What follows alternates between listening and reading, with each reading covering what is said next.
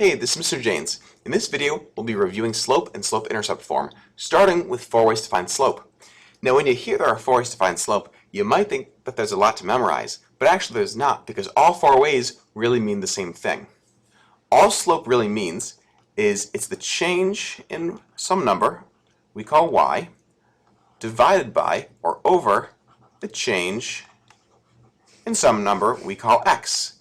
Now, slope, as you see it right here, is a ratio between two numbers or a fraction between two numbers. Just one number divided by another. So first, how does that look on a graph? Well, it's important to know on a coordinate plane like the one we have here that we have an x-axis going horizontally left to right, and we have a y-axis going vertically up and down.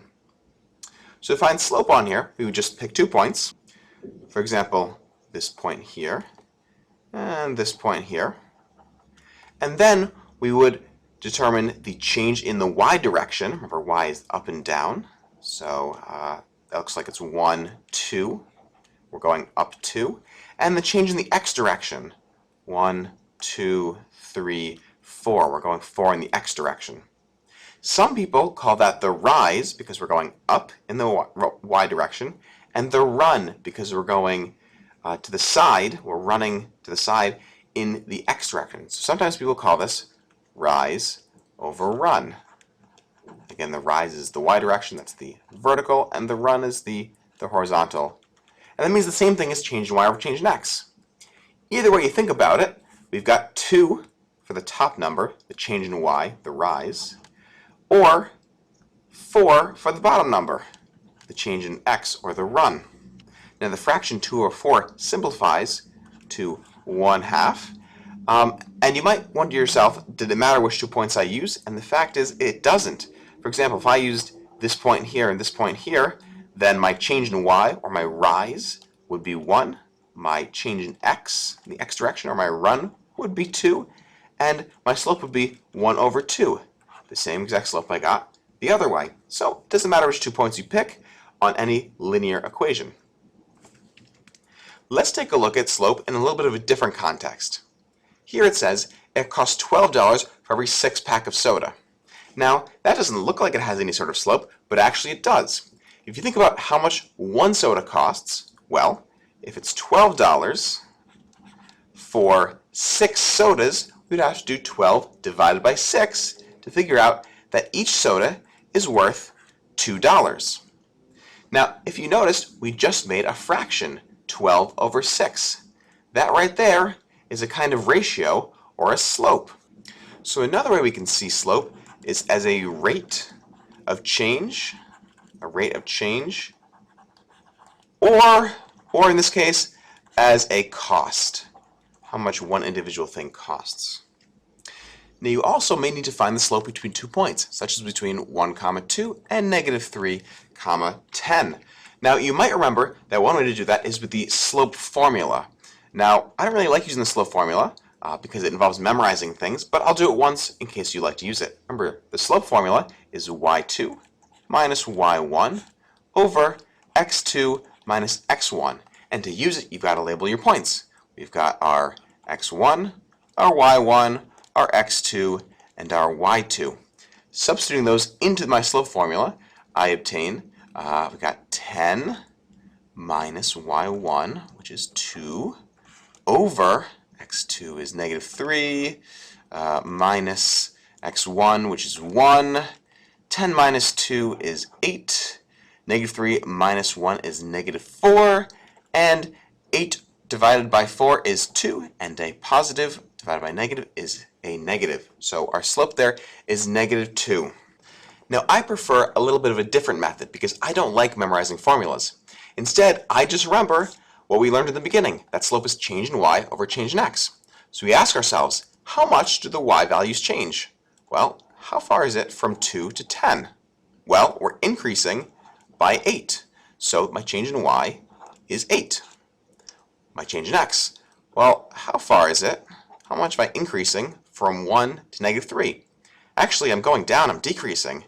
I'm going down by 4. So my change in x is -4. My slope is 8 over -4, which, as we saw before, simplifies to negative 2. A little more quick and easy than memorizing the formula, and this is what I prefer to do. But whatever method you use, the formula, thinking about rate of change, rise over run, remember, they all mean the same thing, change in y over change in x. Next, let's talk about slope-intercept form. We'll start by labeling the important parameters of y equals mx plus b. Now, if you know what those letters mean, pause the video and label using arrows what y, m, x, and b mean. If you don't, keep watching. The answers will be up in 3, 2, 1. So here we have x as our input, also called our independent variable, and y as our output or dependent variable. Now, m is our slope. That's the value we were talking about before, which will help tell us how steep or how shallow the line is. And our b is our y-intercept, which gives us a good starting point to draw a graph. Next, let's try and graph all 6 of these equations, 2 lines on each graph. If you think you can do this by yourself, pause the video now and give it a try. We'll start going over it in 3, 2, make sure you're giving this a try by yourself before I show you. Alright, let's get into it. We'll start with the line y equals negative 3/2 x minus 1.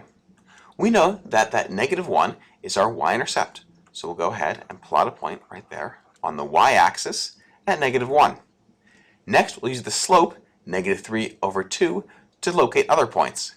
So remember, slope can be known as rise over run, or the change in y over change in x. So this negative 3 is the change in my y direction, and the 2 is my change in the x direction. So y direction down 3. 1, 2, 3. X direction over 2. 1, 2. And there's another point that will be on my line.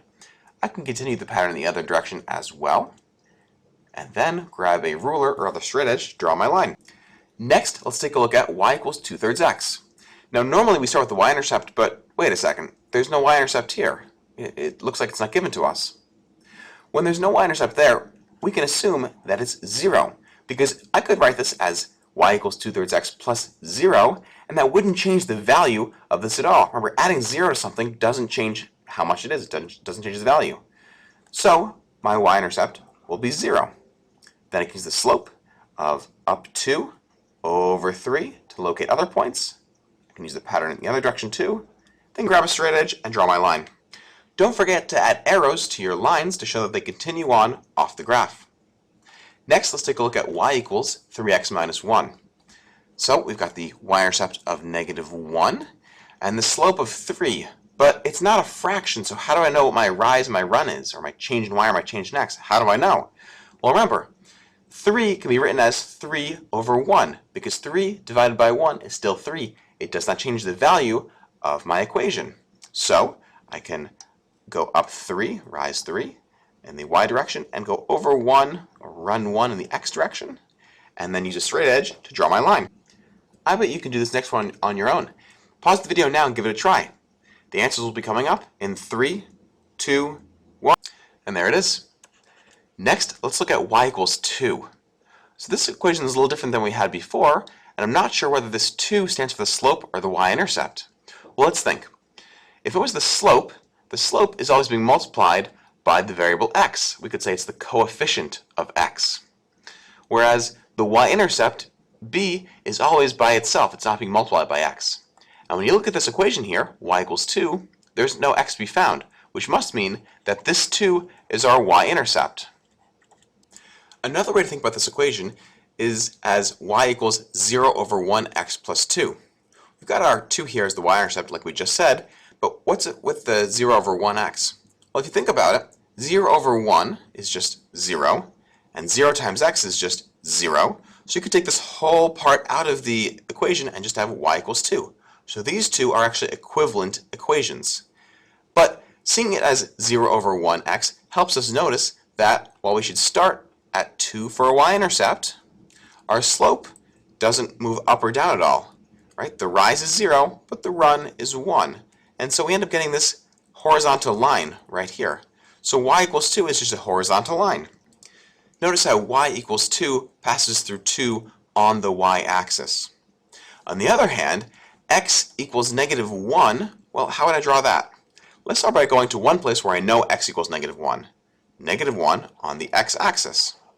Well, where can I put my next point? Well, if I try and put my points over here at -2 or -3, that's not going to work because my equation says x equals -1. And over here, this is where x equals -2 or -3. That's not going to work.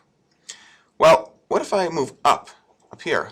The y value changes, but the x value, I'm still at -1 in the x direction. So I could also move down. I'm still at -1 in the x direction.